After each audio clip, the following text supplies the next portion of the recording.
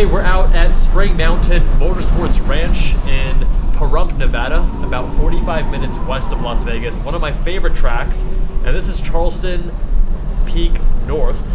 They have two main track configurations right now. This is my second time on this track. I really like it quite a bit. It is a lot of elevation change, a lot of technicality, blind corners, fantastic. And we're an advanced group. Now if you stick to the end of the video, I have a lot more lessons I want to share with you guys, especially if you're starting track days. And here in advanced group, you're going to see the 718 Cayman in front of us. Doesn't have the most polished line, right? I think perhaps he should maybe be an intermediate group, although one could argue that, hey, being an advanced versus intermediate is less about your speed and your line, it's more just about track awareness and safety, which I acknowledge, but I'll let you judge for yourself. Let me know with a comment down below what you think.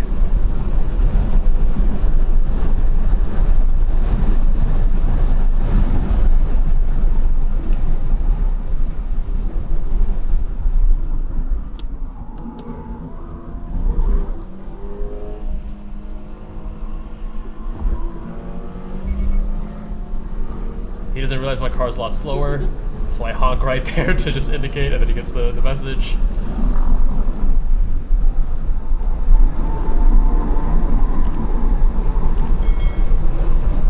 I have a passenger with me today, and I think this was a student I was instructing, just showing him how I drive.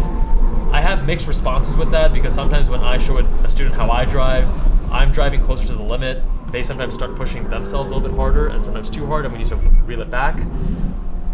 Later in the day, I also was riding with a friend and colleague of mine who was examining my brakes, my driving rather, because I keep warping my rotors. I'm very hard on my brakes, as you'll probably be able to see from these videos, and I've had consistent rotor warp issues, so I'm considering getting slotted rotors to help with heat dissipation. I've also tried warming up. Mike Kang has suggested, CSG Mike, who knows a lot about these cars and this platform and is very skilled as a driver.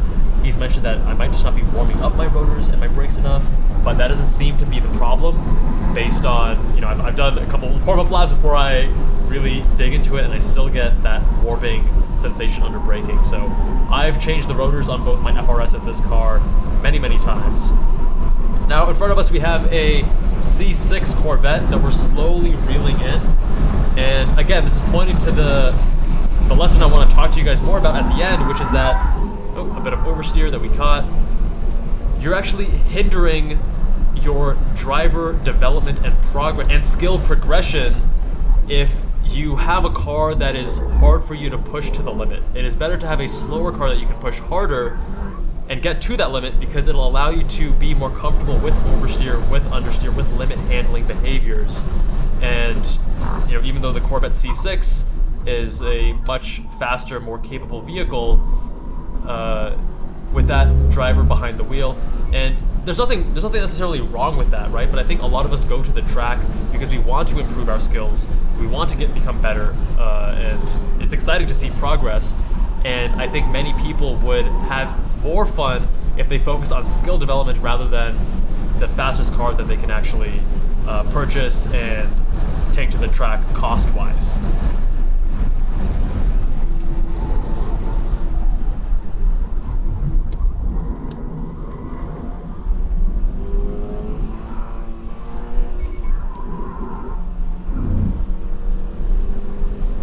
Great track awareness, giving a point by before I really have to get on his butt. Now this is my fastest lap of the day.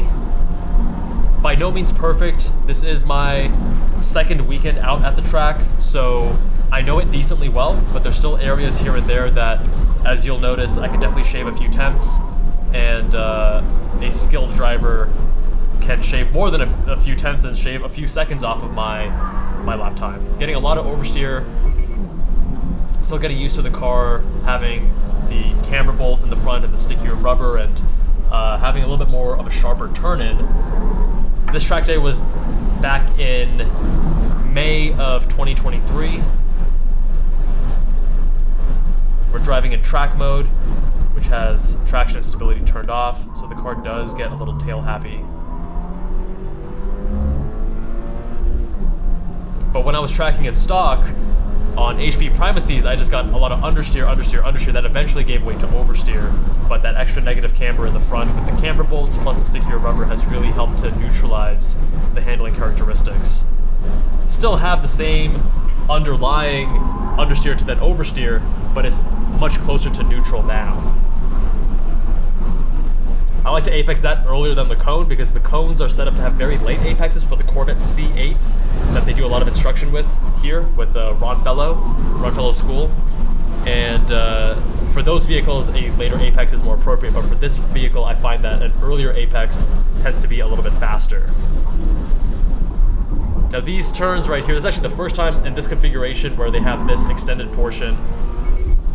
Because it's blind, it requires you to slowly ramp up your speed there. Definitely could have carried more speed.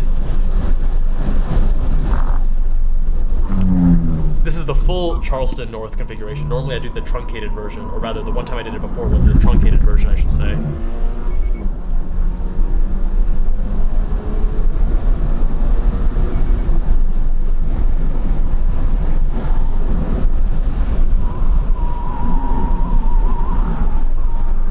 Love how, you know, you can just get right at the edge of this car, corner after corner. It's just so willing. It's very confidence inspiring, actually.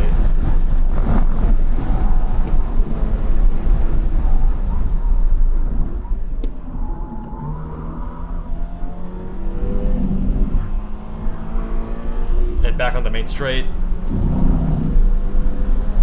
And we did that in a 240.13. And cool down. Wow, I love this car. See, a lot of people laugh and say, hey, this car is so slow, I'm gonna beat you in my whatever car. And as you guys can see, we had no issue leaving behind the Porsche in my rear view. I couldn't tell in my rear view that was a 911 or a Cayman. I think it was a 911. At the beginning of the session, I thought that he was gonna overtake. That wasn't an issue. We increased the gap, and there was a Corvette C6 in front of us, and again, not an issue. So the main thing here I want to emphasize is driver mod is the most important thing. A lot of people focus on the car's stat sheets, but the reality is most of us suck at driving. I have a lot to improve on, and a lot of other people also have a great deal to improve on. So when you're choosing your own car, ask the question, why are you choosing that car versus something else? Because I would wager a lot of it is probably due to societal programming as to what is a cool car, what is not, more power equals mo better, and a lot of it is driven by ego, right? But at the end of the day, I think that the best way to approach driving, improving your skill behind the wheel, is to get a car that has a great, beautiful FR platform, something like this, the GR86, BRZ, or a Miata, lightweight, low power, and allows you to improve as a driver. The only mods on this car, I have camber bolts on the front, getting 2.3 degrees of negative camber, wheels and tires, Kumho V730s. So the car's a lot faster than stock just because of the tires, but there's no power, there's no suspension, and this car can still rip. So rather than focusing on the stats and 0 to 60, I always laugh when, you know, people say, oh, I'll smoke you in my insert muscle car, insert German car, insert whatever car, and I'm just like, okay, buddy, sure you will. A big part of that is because every guy thinks he knows how to do two things, f*** and drive, and if you question or challenge either one of those things, then you are questioning his manhood. But the reality is, if we're more humble, we practice a little bit more humility, we'll actually improve at both of those things at a much faster rate. So my suggestion is, be open to feedback, don't think you know everything, approach things that, hey, I am not as good as I think I am, I'm going to learn more, and that has served me well. Looking at me as a driver today versus when I first started tracking, I can't even recognize myself. I still have a lot to learn and improve and grow. As you can see from this lap, there are a few areas here and there where I can shave off a few tenths, and I'm sure that a, you know, Randy Popes in this car would be a few seconds faster around the track. But you get some of the greatest satisfaction in life from actually improving. So whether that's at the gym, if you're lifting weights and you find yourself getting stronger, or if that's on the track and you're getting faster, or if that's in school and you start getting better grades. That's what my Kevin Jubbal MD and Med School Insiders channels are more focused on, the academia side of things. Progress is addicting. Progress is a beautiful thing. And cars like this that have a lower limit, they allow you to approach those limits and improve at a much faster rate. Because if you have a monstrous Corvette that has so much power, if you're a beginner, it's gonna be much more challenging for you to approach that limit versus a car like this that has only 230 horsepower and is lighter, such that if you make a mistake, it's a little bit more forgiving. You can correct for it, you can handle it at a lower speed, and you can learn and have this tighter feedback loop much more rapidly. If you go with the fastest whatever car you can, then you're actually doing yourself a disservice, and you're going to slow down your rate of improvement, your rate of progress.